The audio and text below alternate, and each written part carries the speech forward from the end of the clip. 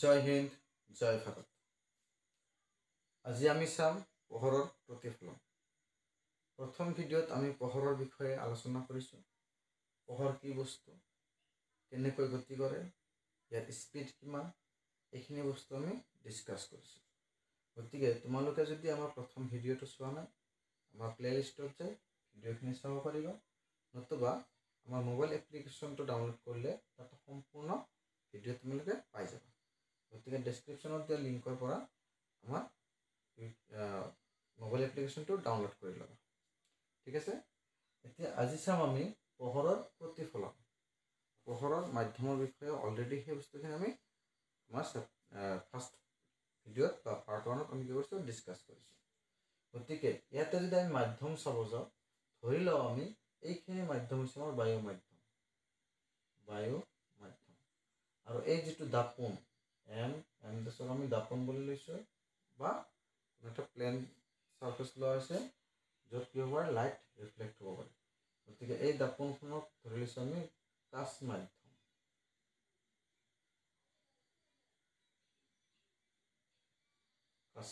এটা হৈছে কি আমাৰ বায়ু মাধ্যম আৰু এটা হৈছে আমাৰ কি কাচ মাধ্যম।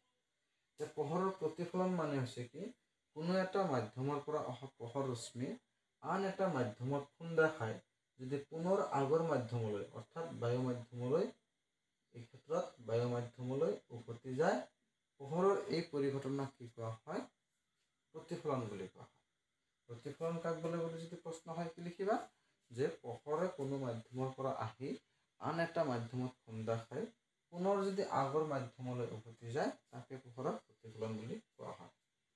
Bouncing back off light is known as reflection of light. মানে লাইট কি হ'ব, বাউন্স কৰি কি হ'ব, বাউন্স হৈ যাব। গতিকে এই পোহৰৰ প্ৰতিফলনত কি হৈছে, এটা মাধ্যম, কোনটো মাধ্যম ইয়াত আমাৰ আছে, বায়ু মাধ্যম। বায়ু মাধ্যমৰ পৰা কি আহিছে, পোহৰ ৰশ্মি আহিছে। এই এত আমি কি বুজি পাম, এত আমাৰ লক্ষ্য বস্তু আছে বুলি বুজি পাম। এত কি আছে, আমাৰ লক্ষ্য বস্তু আছে। গতিকে লক্ষ্য বস্তুৰ পৰা অহা পোহৰ ৰশ্মি কি মাধ্যমৰ মাজেৰে আহিছে, বায়ু মাধ্যমৰ মাজেৰে আহিছে। আন এটা মাধ্যম, এই ক্ষেত্ৰত আমাৰ কি লৈছে, কাচ মাধ্যম। আন এটা মাধ্যমত কি হৈছে, খুন্দা খাই, এইটো পইণ্টত পৰি খুন্দা হৈছে। খুন্দা খাই আকৌ আগৰ পজিশ্যন নহয়, আগৰ মাধ্যমলৈ, অৰ্থাৎ বায়ুৰ পৰা আহিছিল, কাচৰ লগত খুন্দা খাই আকৌ বায়ু মাধ্যমত যদি উভতি যায়, তেনেকুৱা পোহৰৰ পৰিঘটনাক আমি কি বুলি কওঁ, পোহৰৰ প্ৰতিফলন বুলি কওঁ। তাকে কি কোৱা হয়, পোহৰৰ প্ৰতিফলন বুলি কোৱা হয়।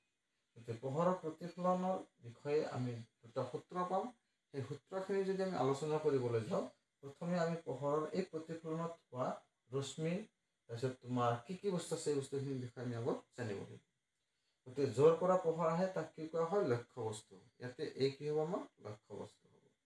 এৰ পৰা পোহৰ আহি ক'ত পৰিছে, আমাৰ অ বিন্দুত পৰিছে। অ বিন্দুৰ এটা নাম আছে।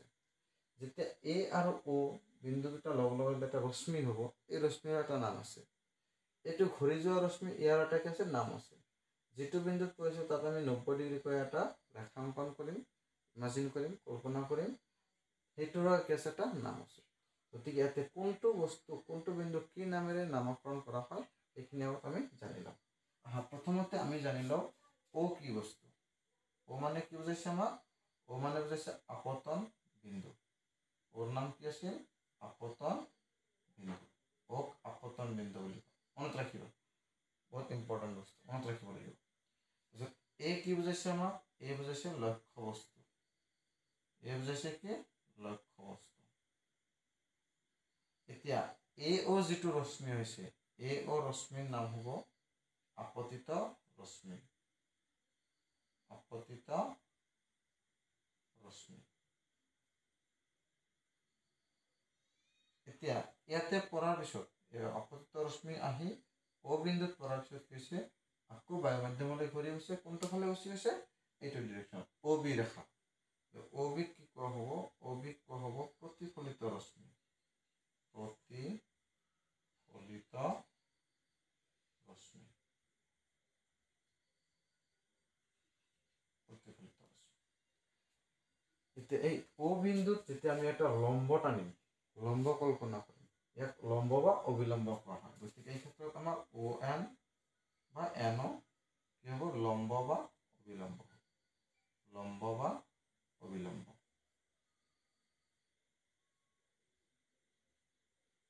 অবিলম্ব আৰু এম ডেছ যিটো দিয়া হৈছিলে এম ডেছক কোৱা হ'ব কি দৰ্পণ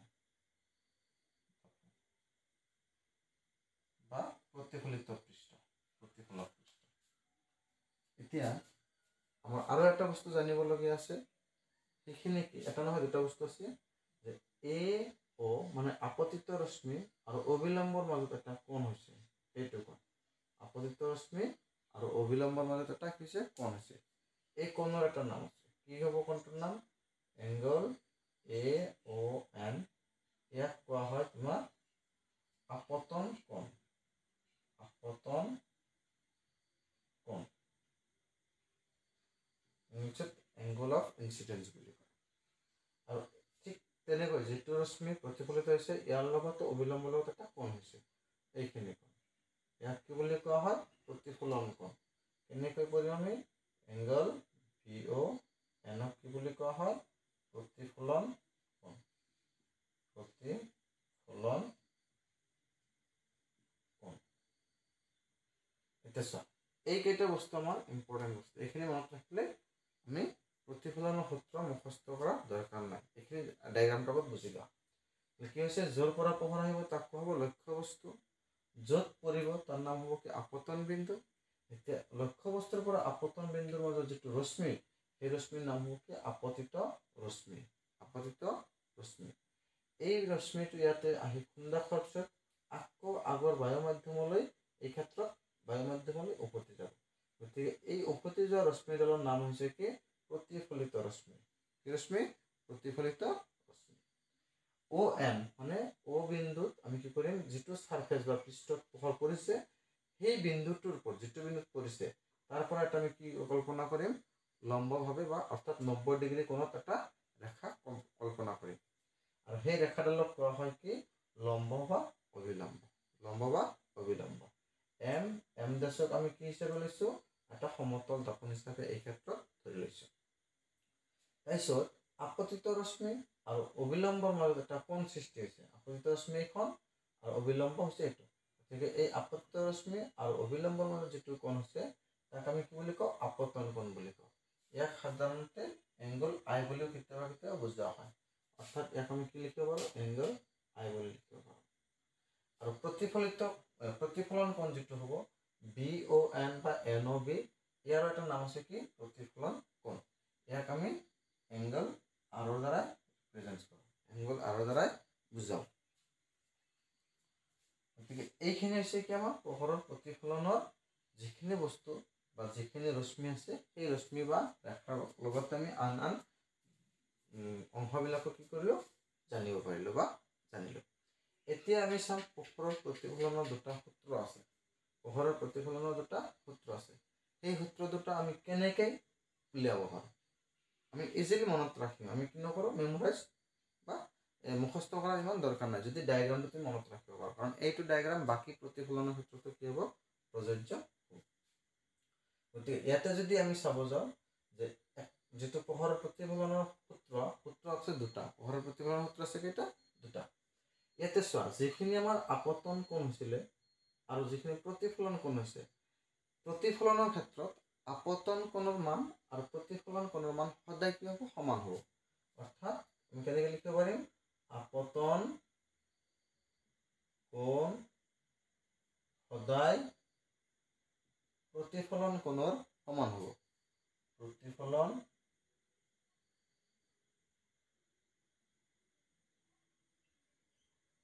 কোণৰ সমান হ'ব বা হয় কি হয় আপতন কোণৰ মান সদায় প্ৰতিফলন কোণৰ সমান হয় আৰু দ্বিতীয়তে আমি ক'ব পাৰোঁ কি যিটো আমাৰ আপতিত ৰশ্মি এই আপতিত ৰশ্মি আপতন বিন্দুত অবিলম্ব প্ৰতিফলিত ৰশ্মি এইকেইটা বস্তু কি হয় একেখন সমতলত থাকে যেনেকৈ আমাৰ বৰ্ডত আছে বৰ্ডত আমি আঁকিছোঁ যদি এনেকৈ কোনো লাইট পাছ কৰি দিয়া হয় সেই লাইট যদি এনেকুৱা কোনো এটা ছাৰফেচত পৰি ৰিফ্লেক্ট হয় বা প্ৰতিফলন হয় সেই গোটেইকেইটা বস্তু মানে আপতিত ৰশ্মি অবিলম্ব আৰু প্ৰতিফলিত ৰশ্মি একেখন সমতলত থাকিব একেখন সমতলত থাকিব। আমি ইয়াতে কি লিখিব পাৰিম? আপতিত ৰশ্মি আপতন বিন্দুটোৰ অভিলম্ব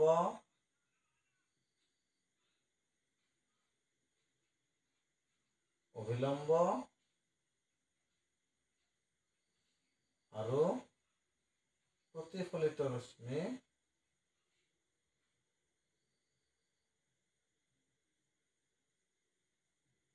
একেখন সমতলত থাকে। একেখন সমতলত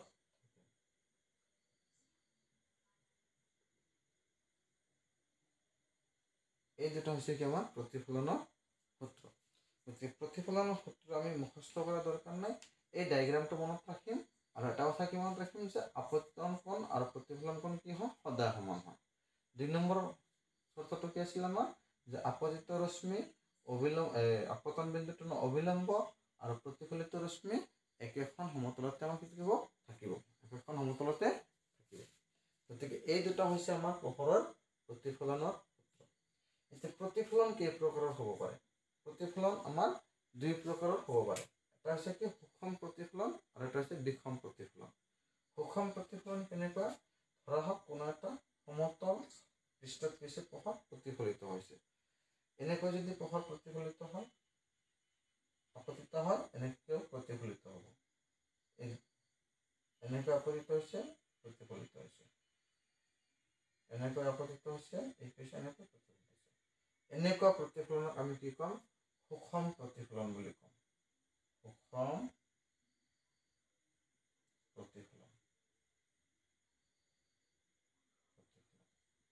আৰু এটা হৈছে কি বিষম প্ৰতিফলন। এইটো ৰেগুলাৰ ৰিফ্লেকশ্যন আৰু এটা আছে ইৰেগুলাৰ ৰিফ্লেকশ্যন। ধৰা হ'ল কোনো বক্ৰ পৃষ্ঠ, এনেকুৱা কোনো এটা বক্ৰ পৃষ্ঠ আছে, পোহৰ ৰশ্মি এনেকৈ আহিছে, ইয়াতে পৰাৰ পিছত এনেকৈ ৰিফ্লেক্ট হ'ল। ইয়াৰ পৰা আৰু এটা ৰশ্মি ইয়াতে খুন্দা খাই এনেকৈ যাব পাৰে। এনেকৈ আহা পোহৰ ৰশ্মি এনেকুৱা হ'ব। এই ধৰণৰ প্ৰতিফলন হ'লে তাক আমি কি ক'ম? ইৰেগুলাৰ ৰিফ্লেকশ্যন, অথবা অসমীয়াত আমি কি ক'ম? বিষম প্ৰতিফলন বুলি ক'ম। বিষম প্ৰতিফলন। বিষম প্ৰতিফলন। গতিকে এইখিনি বস্তু আমি চালোঁ কি পোহৰৰ প্ৰতিফলন কাক বোলে? পোহৰৰ প্ৰতিফলন হৈছে কি কোনো এটা মাধ্যমৰ পৰা অহা পোহৰ ৰশ্মি আন এটা মাধ্যমত খুন্দা খাই পুনৰ আগৰ মাধ্যমলৈ উভতি যোৱা পৰিঘটনাক পোহৰৰ প্ৰতিফলন বোলে। আৰু প্ৰতিফলনত থকা ৰশ্মিবোৰ কি? আপতিত ৰশ্মি, প্ৰতিফলিত ৰশ্মি। এইটো কি আছিল আমাৰ? কল্পনা কৰা ৰেখাৰ লগ অবিলম্ব বা আমি লম্ব বুলি কওঁ। এই কোণখিনিক কি কোৱা হয়? আপতন কোণ। এই কোণখিনিক কি কোৱা হয়? প্ৰতিফলন কোণ। অৰ্থাৎ আপতিত ৰশ্মি আৰু অবিলম্বৰ মাজৰ কোণক আপতন কোণ, প্ৰতিফলিত ৰশ্মি আৰু অবিলম্বৰ মাজৰ কোণক প্ৰতিফলন কোণ বোলে। এতিয়া সূত্ৰ দুটাৰ ক্ষেত্ৰত আমি কি পালো? আপতন কোণ সদায় কাৰ সমান হ'ব? প্ৰতিফলন কোণৰ সমান হ'ব। অৰ্থাৎ এই আই কোণৰ মান যদি 30 ডিগ্ৰী হয়, তেতিয়া আমাৰ এই কোণৰ মানো কিমান হ'ব? 30 ডিগ্ৰী হ'ব। কাৰণ ই সদায় সমান হ'ব। ইৰেগুলাৰ ৰিফ্লেকশ্যনতো সমান হ'ব, ইৰেগুলাৰ ৰিফ্লেকশ্যনতো সমান হ'ব। কাৰণ এইটো বিন্দুত যেতিয়া আমি চাম, ইয়াতে কি কৰিব লাগিব? লম্ব আঁকিব লাগিব। এইফালৰ কোণ এইফালৰ কোণৰ লগত কি হ'ব? সমান হ'ব। এইটো বিন্দুত পৰিছে, ইয়াতে কি কৰিম? আমি এনেকৈ লম্ব কল্পনা কৰিম। এইফালৰ কোণ আৰু এইটো কোণ কি হ'ব? সমান হ'ব। একেদৰে ইয়াতে যেতিয়া আমি অবিলম্ব টানিম, তেতিয়া আপতন কোণ আৰু প্ৰতিফলন কোণ কি হ'ব? সমান হ'ব। যে ৰেগুলাৰ ৰিফ্লেকশ্যন বা ইৰেগুলাৰ ৰিফ্লেকশ্যন দুয়োটা ক্ষেত্ৰতে আপতন কোণৰ মান আৰু প্ৰতিফলন কোণৰ মান কি হয়? সমান হয়। দ্বিতীয়তে আমি আন এটা অলপ সূত্ৰ পালো কি যে আপতিত ৰশ্মি আপতন বিন্দুটোৰ অবিলম্ব আৰু প্ৰতিফলিত ৰশ্মি একেখন সমতলত থাকে। এইখিনি আজি আমি এই টপিকটোত চালোঁ। এবাৰ নেক্সট টপিকটো আমি চাম যে সমতল দৰ্পণে কেনেকৈ প্ৰতিবিম্ব গঠন কৰে। এতিয়া প্ৰতিবিম্ব গঠন কৰাৰ আগত প্ৰতিবিম্ব এটা নতুন শব্দ পোৱা গ'ল। গতিকে প্ৰতিবিম্ব কাক বোলে আমি সেইটো জানি লওঁ। এতিয়া আমি চাম সমতল দৰ্পণে কেনেকৈ প্ৰতিবিম্ব গঠন কৰে। সমতল দৰ্পণে কেনেকৈ প্ৰতিবিম্ব গঠন কৰে।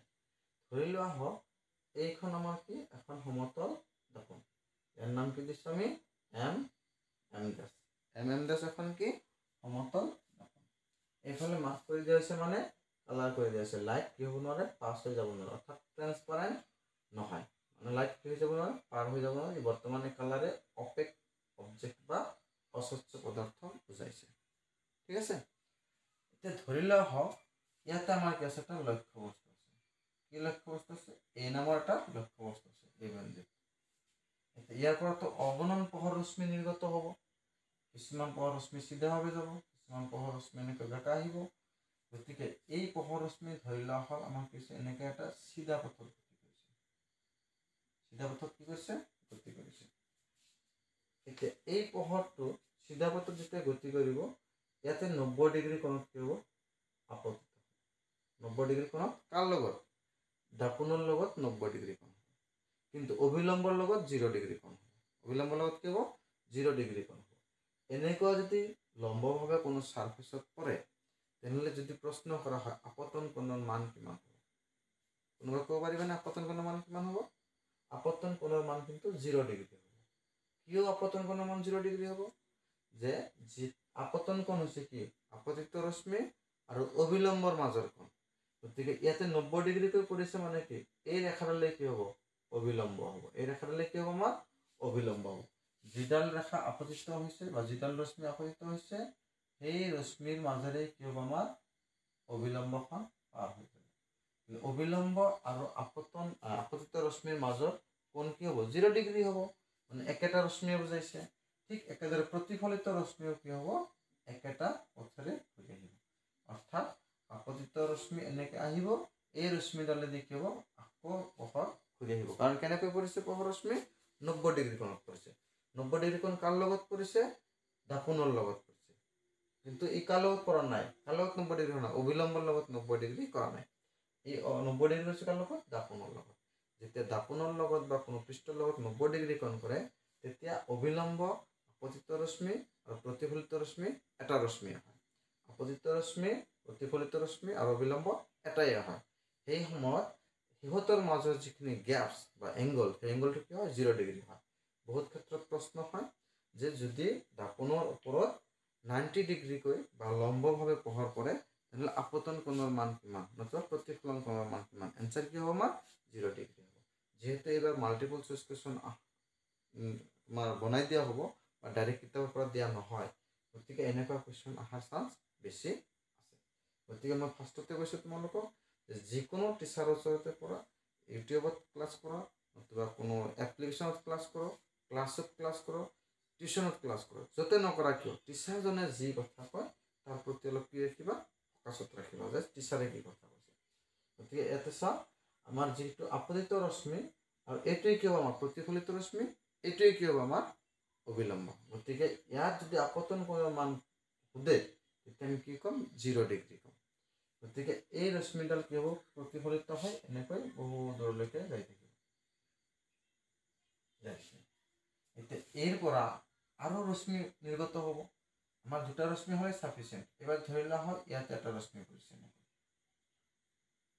ইয়াতে আমি কি কৰিম এনেকৈ অবিলম্ব আঁকিলাম আঁকি ল'লে এইটো কি কোণ হ'ব আপতন কোণ হ'ব প্ৰতিফলন কোণৰ সমান কৰি কি হ'ব আকৌ আপতন কোণৰ সমান কৰি কি হ'ব এই প্ৰতিফলিত হৈ যাব আপতন কোণৰ মান সমান কোণ কৰি কি কৰিব প্ৰতিফলিত হৈ যাব তোমালোকে ৰশ্মি চিত্ৰ অংকন কৰোঁতে এই ৰেখাবিলাকৰ বা ৰশ্মিবিলাকৰ এই যিটো এৰ' চিন দিয়া হৈছে এই চিনবিলাক ইউজ কৰিবা বা কাৰ চিনবিলাক ইউজ কৰিবা কোনফালৰ পৰা পোহৰ আহিছে কোনফালত গুচি গৈছে নকৰিলে কিন্তু ৰে ডায়েগ্ৰামবিলাক কাটি দিয়া হয় গতিকে ইয়াতে কি হৈছে আমাৰ পোহৰ ৰশ্মি একবাৰ আহিছে এখানে আহা চিন দিয়া হৈছে আৰু একবাৰ ঘূৰি গৈছে কাৰণে এনেকুৱা চিন দিয়া হৈছে ইয়াতে এইটো ফালৰ পৰা পোহৰ আহিছে ইয়াতে পৰাৰ পিছত এইটো আপতন বিন্দু হ'ব ইয়াৰ ক্ষেত্ৰত আপতন বিন্দু আকৌ কি হৈছে এনেকৈ প্ৰতিফলিত হৈছে গতিকে এই কোণ আপতন কোণ আৰু প্ৰতিফলন কোণ কি হ'ব সমান হ'ব সদায় সমান হৈ যাব এইবাৰ যদি আমি চাওঁ যে ইয়াতে এইটো কি ৰশ্মি প্ৰতিফলিত ৰশ্মি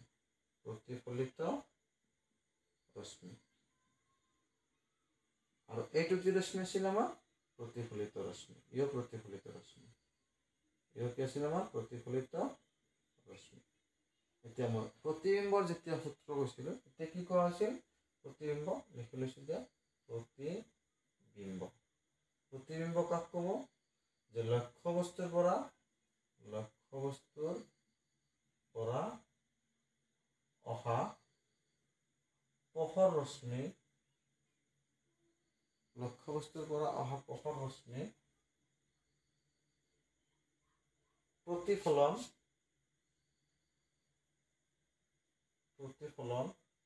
বা প্ৰতিসৰণ পিছত যিটো বিন্দুত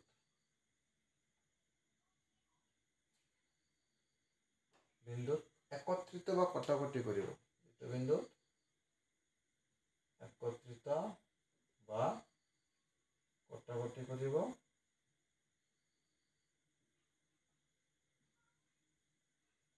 সেই বিন্দুক লক্ষ্যবস্তুৰ প্ৰতিবিম্ব বোলে।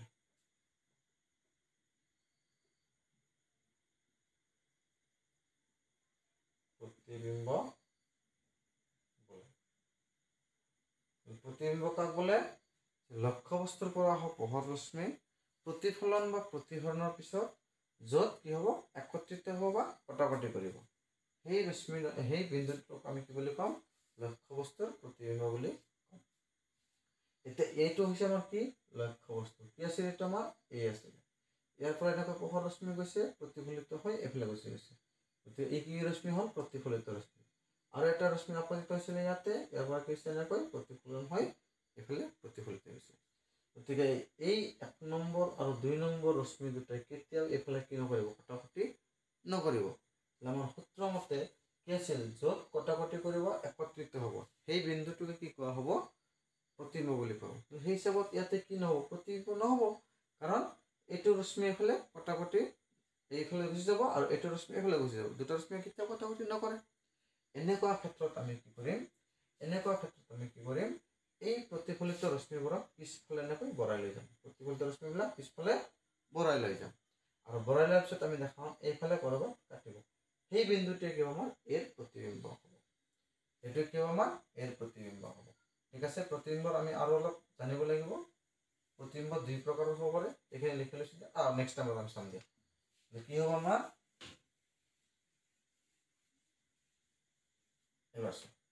এইটো কি ৰশ্মি আছিলে আমাৰ? প্ৰতিফলিত ৰশ্মি। ইয়াক কি কৰি দিয়ে? পিছফালে এনেকৈ এক্সটেণ্ড কৰি দিয়ে। একচুৱেলি লাইটবিলাক এইফালে যাব পৰা নাই, কিন্তু আমি কি কৰিম? কটাকটি কৰাৰ কাৰণে পোহৰ ৰশ্মিবিলাকতো এইফালে কটাকটি কৰা নাই। ইয়াক পিছফালে বৰাই দিলে য'ত কটাকটি কৰিব তাৰ নামে কি হ'ব? প্ৰতিবিম্ব।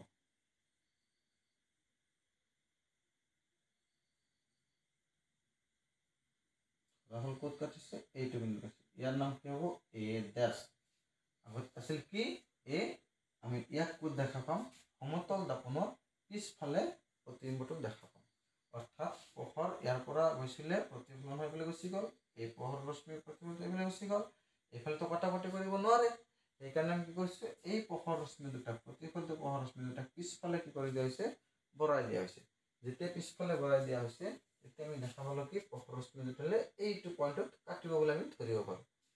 এই পইণ্টত কাটিব পাৰে মানে, ধৰিব পাৰোঁ মানে, এইটোৱে কি হ'ব আমাৰ? এ বিন্দুৰ প্ৰতিবিম্ব হ'ব। এই অবজেক্টৰ বা এই লক্ষ্যবস্তুৰ কি হ'ব? প্ৰতিবিম্ব হ'ব। বুজিছেনে? লক্ষ্যবস্তুৰ কি হ'ব? প্ৰতিবিম্ব হ'ব। এতিয়া আমাৰ সমতল দাপনত গঠন হোৱা প্ৰতিবিম্বৰ কিছুমান ধৰ্ম আছে। সেই ধৰ্মবিলাক কি কি? এইফালে চোৱা, যে এইটো যদি আমি দাপোন ধৰি লওঁ, দাপোনে আমাৰ এই দাপোনৰ পৰা আমি এই যে লক্ষ্যবস্তু আছে, ইয়াৰ যদি আমি দূৰত্ব জুখি চাওঁ, ইয়াৰ দূৰত্ব যিমান হ'ব, এইখিনি যিমান হ'ব, ইয়াৰ পৰা দাপোনৰ পৰা প্ৰতিবিম্বৰ দূৰত্ব কি হ'ব? একে হ'ব। অৰ্থাৎ সমতল দাপনত গঠন হোৱা প্ৰতিবিম্বৰ ধৰ্ম যদি আমি চাব যাওঁ, ধৰ্ম কি দাপনত গঠন হোৱা? সমতল দাপনত গঠন হোৱা। সমতল দাপনত গঠন হোৱা প্ৰতিবিম্বৰ ধৰ্ম।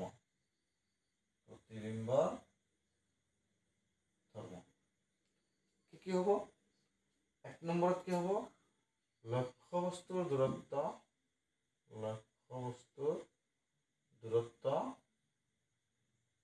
প্ৰতিবিম্বৰ দূৰত্বৰ সমান হ'ব। প্ৰতিবিম্বৰ দূৰত্ব সমান। দ্বিতীয়তে আমি ক'ব পাৰোঁ ই যিমান আকাৰৰ হ'ব, ধৰা হ'ল 1 সেন্টিমিটাৰ, প্ৰতিবিম্ব কি হ'ব 1 সেন্টিমিটাৰ হ'ব, ই 2 সেন্টিমিটাৰ, প্ৰতিবিম্ব কি হ'ব 2 সেন্টিমিটাৰ হ'ব। আকাৰ বুলি ক'ব পাৰোঁ, লক্ষ্যবস্তুৰ আকাৰ প্ৰতিবিম্বৰ আকাৰৰ সমান হ'ব। প্ৰতিবিম্বৰ আকাৰ সমান হ'ব।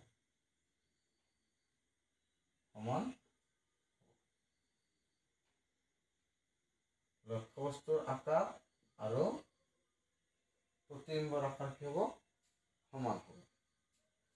তৃতীয়তে আমি ক'ব পাৰোঁ যে ইয়াৰ যিটো লক্ষ্যবস্তুৰ যিটো সোঁফাল সেইটো কি হ'ব, ইয়াতে বাওঁফাল হ'ব। তুমি যদি ঘৰত সমতল দৰ্পণৰ সন্মুখত থিয় হোৱা, ৰাইট হেণ্ডটো দাঙি দিলে তুমি দেখা পোৱা দৰ্পণত কি কৰিছে, লেফ্ট হেণ্ডখন দাঙি দিছে, অৰ্থাৎ সোঁ হাতখন বাওঁ হাত দেখা যাব বা সোঁফালখন বাওঁফাল দেখা যাব। তৃতীয়তে আমি চাম যে কি হ'ব,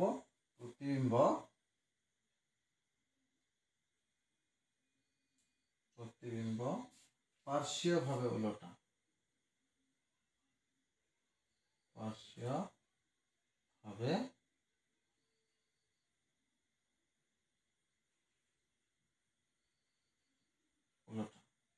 মানে লেফ্ট হেণ্ড সাইডটো কি হ'ব, ৰাইট হেণ্ড সাইড হ'ব, আৰু ৰাইট হেণ্ড সাইডটো লেফ্ট হেণ্ড সাইড হ'ব।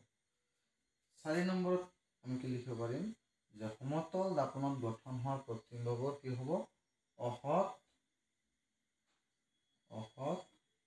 আৰু থিয় প্ৰকৃতি।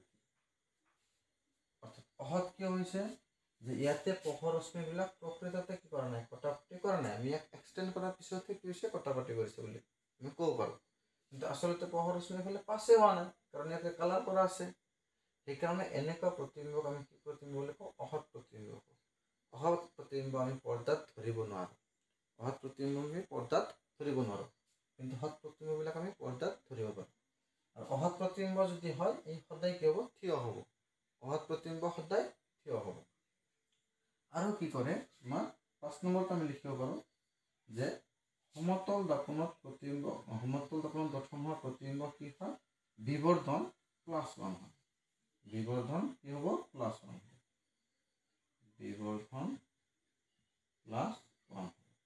এইখিনি আমি কি কৰিম, বিভাজন পিছত ডিছকাছ কৰিম, অলপ পিছতে ডিছকাছ কৰা হ'ব। গতিকে আমি কি দেখা পালোঁ যে সমতল দাপনত যেতিয়া প্ৰতিবিম্ব গঠন হয়, সেই প্ৰতিবিম্বটো একচুৱেলি পোহৰ ৰশ্মি কি হোৱা নাই, কাটাকাটি কৰাৰ ফলত সৃষ্টি হোৱা নাই। সেইকাৰণে এই কি প্ৰতিবিম্ব হ'ব, অসৎ প্ৰতিবিম্ব। তোমালোকে মনত ৰাখা, অসৎ প্ৰতিবিম্ব হ'লে ই সদায় কি হয়, থিয় হয়। অসৎ প্ৰতিবিম্ব সদায় থিয় হয়। থিয় মানে কি বস্তু, ধৰি লোৱা আমি এইটো মাৰ্কাৰ লৈছোঁ, মাৰ্কাৰৰ যিটো টিপ বা যিটো তোমাৰ যিখিনি পাৰ্টেৰে লিখা হয়, সেই পাৰ্টখিনি ক'ত আছে, ওপৰৰ ফালে আছে। গতিকে ইয়াৰ প্ৰতিবিম্ব কি হ'ব, এনেকুৱা হ'ব, ওপৰ ফালে থাকিব। আৰু যদি তোমাৰ সৎ প্ৰতিবিম্ব হয়, তেতিয়া ই ওলোটা হ'ব, অৰ্থাৎ এনেকুৱা থাকিলে তাৰ প্ৰতিবিম্ব এনেকুৱা হ'ব। কি হ'ব, এনেকুৱা লক্ষ্যবস্তু থাকিলে প্ৰতিবিম্ব কি হ'ব, এনেকুৱা ওলোটা হ'ব। সেইটো কি হ'ব, সৎ প্ৰতিবিম্ব। কিন্তু এই ক্ষেত্ৰত অসৎ হোৱাৰ সময়ত কি হ'ব, যেনেকুৱা আছে তেনেকুৱাই থাকিব। সেইকাৰণে কি কোৱা হৈছে, থিয় বুলি কোৱা হৈছে। এতিয়া আমি চাম প্ৰতিবিম্ব কি প্ৰকাৰৰ আৰু কি সেইবোৰৰ কি ধৰ্ম আছে, সেইখিনি আমি এতিয়া চাম। প্ৰতিবিম্বৰ সূত্ৰ আমি অলপ আগত লিখিছিলোঁ। এতিয়া আমি চাম প্ৰতিবিম্ব কেই প্ৰকাৰৰ আৰু কি। প্ৰতিবিম্ব দুই প্ৰকাৰৰ। প্ৰতিবিম্ব দুই প্ৰকাৰৰ।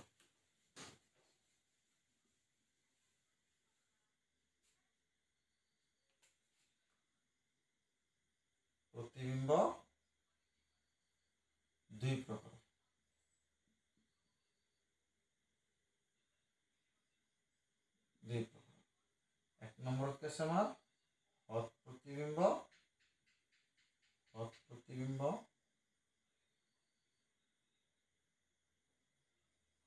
আৰু 2 নম্বৰত কি আছে আমাৰ, অসৎ প্ৰতিবিম্ব।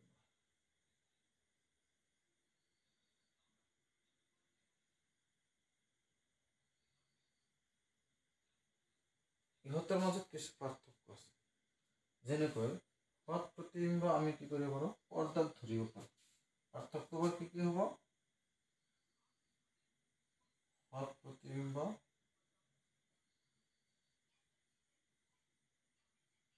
পৰ্দাত ধৰিব পাৰি। পৰ্দাত ধৰিব পাৰি। অৰ্থাৎ সৎ প্ৰতিবিম্ববিলাক আমি এক ঠাইৰ পৰা আন এটা স্ক্ৰীনত হওক বা পৰ্দাত কি কৰিব পাৰি, ধৰিব পাৰি। কিন্তু অসৎ প্ৰতিবিম্ব আমি কি কৰিব নোৱাৰি, পৰ্দাত ধৰিব নোৱাৰি। অসৎ প্ৰতিবিম্ব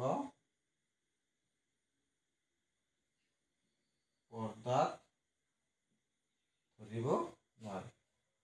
পৰ্দাত ধৰিব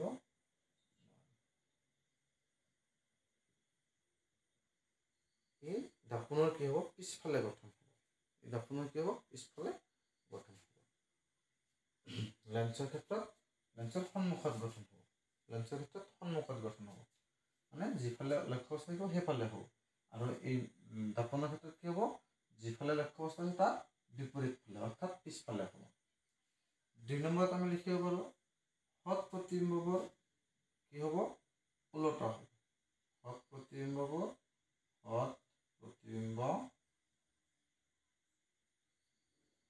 ওলোটা। কিন্তু অসৎ প্ৰতিবিম্ব কি হ'ব, আমাৰ থিয় হ'ব।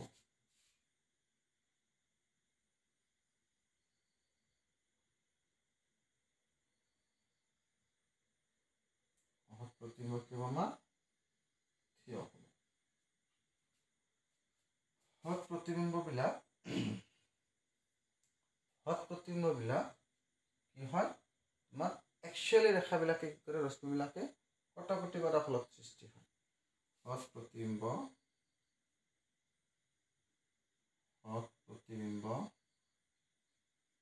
পোহৰ ৰশ্মিৰ প্ৰকৃত কটাকটিৰ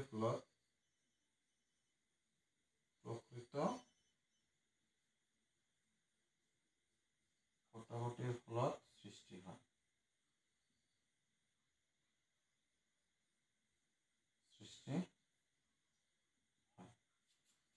কিন্তু অসৎ প্ৰতিবিম্ব আমি অলপ আগতে চাইছিলোঁ, অসৎ প্ৰতিবিম্ব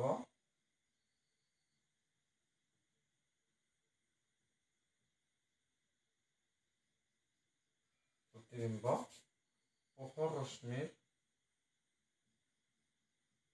ৰশ্মিৰ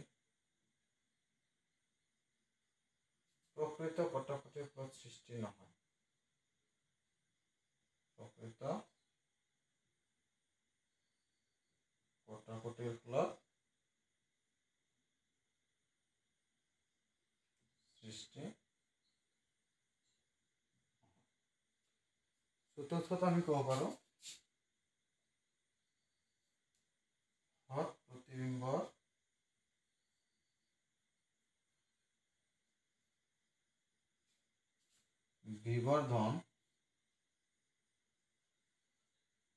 বিবৰ্ধনৰ মান ঋণাত্মক।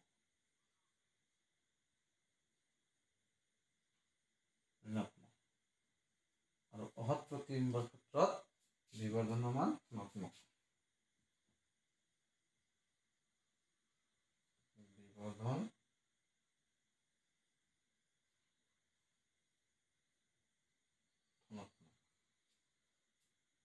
পিছে আমি কি চালোঁ এইবাৰ, যে প্ৰতিবিম্ব কেই প্ৰকাৰৰ হ'ব পাৰে, 2 প্ৰকাৰ হ'ব। প্ৰতিবিম্বৰ ক্ষেত্ৰত আমি অলপ আগত লিখিছিলোঁ যে প্ৰতিবিম্ব 2 প্ৰকাৰৰ হ'ব পাৰে, সৎ প্ৰতিবিম্ব, অসৎ প্ৰতিবিম্ব। সৎ প্ৰতিবিম্ব পৰ্দাত ধৰিব পাৰি, কিন্তু অসৎ প্ৰতিবিম্ব আমি পৰ্দাত ধৰিব নোৱাৰি। এইবিলাক দাপোনৰ পিছফালে হ'ব, লেন্সৰ ক্ষেত্ৰত লেন্সৰ সন্মুখত হয়। সৎ প্ৰতিবিম্ববিলাক কি হয়, ওলোটা হয়। মই আগতে কৈছিলোঁ যে পেন যদি বা মাৰ্কাৰ যদি এনেকৈ থাকে, ইয়াৰ কি হ'ব, ওলোটা হ'ব, এনেকুৱা হ'ব। এনেকুৱা আছে, কি হ'ব, এনেকৈ ওলটি যাব, এইটো কোৱা হ'ব সৎ প্ৰতিবিম্ব। আৰু অসৎ প্ৰতিবিম্ব কি হ'ব, থিয় হ'ব। এনেকুৱা আছে, এই বস্তুটোৰ চিত্ৰ এনেকুৱাই হ'ব, সেইটো কোৱা হ'ব অসৎ প্ৰতিবিম্ব। থিয়। সৎ প্ৰতিবিম্ব পোহৰ ৰশ্মিৰ প্ৰকৃত কটাকটিৰ ফলত সৃষ্টি হয়। মানে সৎ প্ৰতিবিম্বত কি হ'ব, পোহৰ ৰশ্মিবোৰ আচলতে কাটাকাটি কৰিছে, আৰু অহৎ প্ৰতিবিম্বত এনেকৈ আচলতে কটাকটি নকৰে, সেইবোৰক আমি কি কৰোঁ এক্সটেণ্ড কৰি বা ডট ডট কৰিহে আমি আঁকি দিওঁ। চতুৰ্থত কি কোৱা হৈছে, হৎ প্ৰতিবিম্বৰ বিবৰ্ধনৰ মান কি হয় ঋণাত্মক হয়। যদি কোনো আমি প্ৰতিবিম্বৰ ক্ষেত্ৰত বিবৰ্ধনৰ মান ঋণাত্মক পাওঁ তেনেহ'লে বুজিব লাগিব যে সেই প্ৰতিবিম্বটো কি হৎ, আৰু যদি ধনাত্মক পোৱা যায় তেতিয়াহ'লে সেই প্ৰতিবিম্বৰ নাম কি হ'ব, সেই প্ৰতিবিম্বটো কি হ'ব অহৎ। এইটো ধনাত্মক আৰু এইটো হৈছে কিমান ঋণাত্মক। এবাৰ আমি নেক্সট টপিকটো চাম, আমাৰ গোলাকাৰ দাপোন। এইটো কি দাপোন গ'ল, আমাৰ সমতল দাপোন গ'ল। প্ৰতিবিম্ব হৎ অহৎ যিকোনো বস্তুৰ ক্ষেত্ৰতে হ'ব, সমতল দাপোন, গোলাকাৰ দাপোন, উত্তল দাপোন, অৱতল দাপোন, তাৰপিছত তোমাৰ লেন্স, যিকোনো ক্ষেত্ৰতে আমাৰ কি হ'ব এইকেইটা চৰিত্ৰ বা ধৰ্ম একে থাকিব। এইবাৰ আমি গোলাকাৰ দাপোনৰ বিষয়ে অলপ আলোচনা কৰিম। গোলাকাৰ দাপোন মানে কি, যে গোলকৰ কিবা এটা অংশৰ পৰা লোৱা দাপোনবোৰক আমি কি বুলি কওঁ গোলাকাৰ দাপোন। গোলাকাৰ দাপোন কি, গোলকৰ অংশৰ পৰা লোৱা দাপোনক গোলাকাৰ দাপোন বোলে।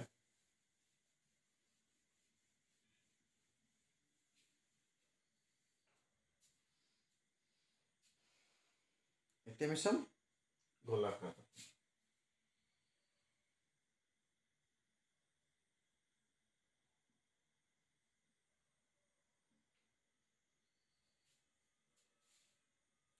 গোলাকাৰ দাপোন কি, গোলকৰ কোনো অংশৰ পৰা লোৱা গোলকৰ পৰা কোনো অংশলৈ যদি আমি দাপোন বনাওঁ তাকে আমি কি বুলি ক'ম গোলাকাৰ দাপোন বুলি ক'ম।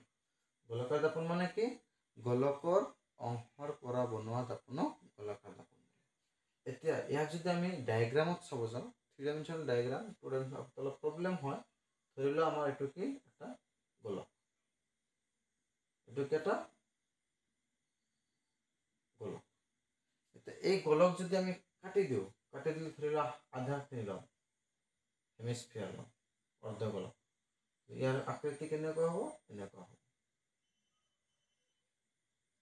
এনেকুৱা হ'ব। এইফালে এটা অংশ, এইফালে এটা অংশ। যদি তুমি যিকোনো এটা অংশ নোলোৱা কিয়, এই অংশ যদি আমি লওঁ, ইয়ো এটা কি গোলাকাৰ দাপোন, ইয়ো এটা কি গোলাকাৰ দাপোন। গোলাকাৰ দাপোনবিলাক আচলতে ক'ৰ পৰা লোৱা হৈছে, গোলকৰ পৰা লোৱা হৈছে। যিটো আমি ফুটবল দেখা পাওঁ, ফুটবলৰ যিখিনি আমাৰ এনেকুৱা বাহিৰত যে থাকে চেপ কিছুমান থাকে, এনেকুৱা চেপৰ থাকে, যিকোনো এটা পাৰ্ট লোৱা সেইটোৱে কি বুজাব, আমাক এখন গোলকাৰ দাপোন বুজাব। গতিকে গোলকাৰ দাপোনখন ক'ৰ পৰা লোৱা হয়, গোলকৰ পৰা লোৱা হয়। গোলকাৰ দাপোনবিলাক ক'ৰ পৰা লোৱা হয়, গোলকৰ পৰা।